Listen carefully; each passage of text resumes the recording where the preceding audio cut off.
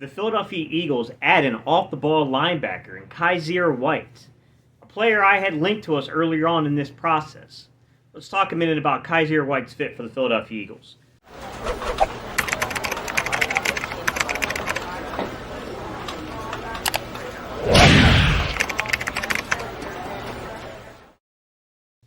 What's up, Eagles Nation? What's going on, NFL World? How you doing, Division Rivals? This is Stephen Hyder with Gate City Sports Channel. The sports channel where the cerebral NFL fan comes for about 10 minutes of daily content.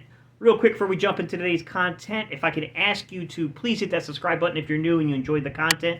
And then also, if you're an OG subscriber and you just want to continue to support the channel, smash that thumbs up button, guys. That's how we spike the algorithm and get it out there to more people. All right, y'all, today's topic, Kyzir White. So if you guys remember, I made these guides to where I told everybody, if you sign up for my newsletter, I'll give you these guides about free agency. And one of the free agency guides that I made was about the linebacker position. And I really broke down like 5 prospects I thought would be very good fits for the Philadelphia Eagles. And all 5 of those guys were off-the-ball linebackers, right? On the ball in Gannon's scheme is that Sam linebacker role, and it's a very unique role, so I didn't want to... That needs its own like little separate thing there. We already signed Hassan Reddick for that. But Kyzir White was a guy I spoke very highly of inside that guide in terms of off-the-ball linebackers that I thought would have a fit here. And there's just a couple of things to know about him. Number one, he is a converted safety into a linebacker, and this young man will hit. He's a little underweight. There's no doubt about it. I mean, he's he's 220-some pounds probably if he's, with his pads on, stepping on the scale. He's not a very big guy. With that said, man, he plays fearless. He's very fearless around the line of scrimmage.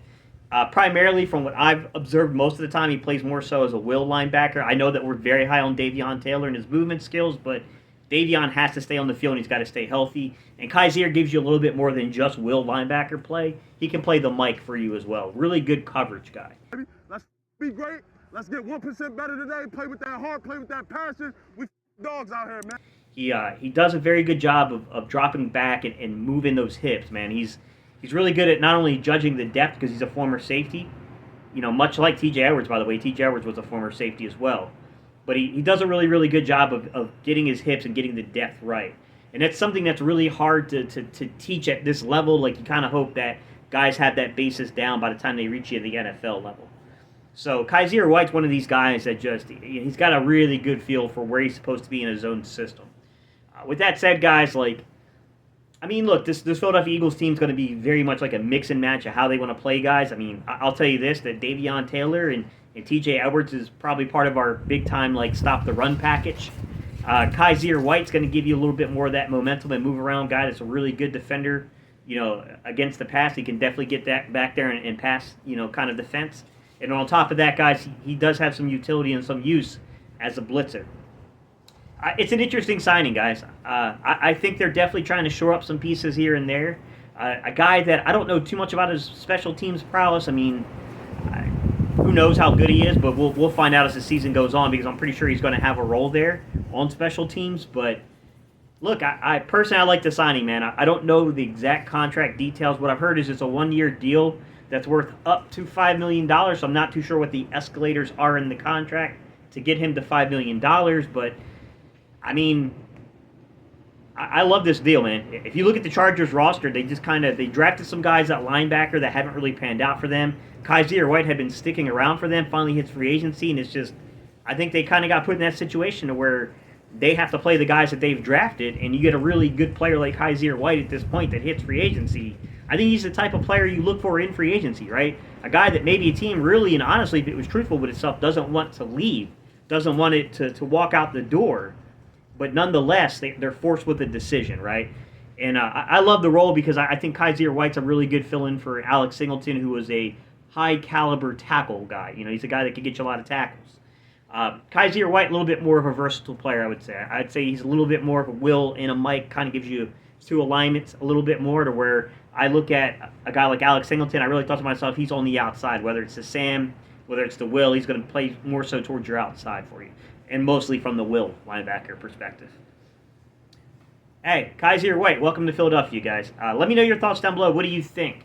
I don't think this is the big signing for the Eagles or anything like that, guys. I just think it's a quality depth piece that they signed here. I do not think that this move stops them from taking a linebacker if they like them in the draft. It's a 1-year deal, guys. So, I mean, it's definitely not a long-term solution to anything. And to be quite honest, if you kind of shake out the Eagles roster, we got year 3 with Sean Bradley and with Davion Taylor, so they're only really got 2 years out unless we figure something out with their contracts as well. I do believe T.J. Edwards also signed to a couple-year deal at the end of last year when he signed his extension. So these are definitely some interesting pieces to put around us. I don't know that any of these guys are long-term solutions yet. I don't want to advocate that, make you guys think that's what I'm saying here. I'm saying I like the player.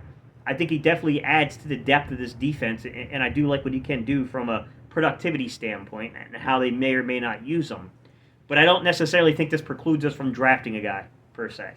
I definitely still think if the best guy available on your board happens to be a linebacker and you're somewhere on day 1 or day 2 of this draft, I think you still make that selection. I mean, let competition do what competition does, and you're going to have to prove your way and get yourself onto the football team. So, all right, guys, I appreciate y'all's time and attention. Leave your feedback down below. Let me know what you think, and I'll see you guys on the next video.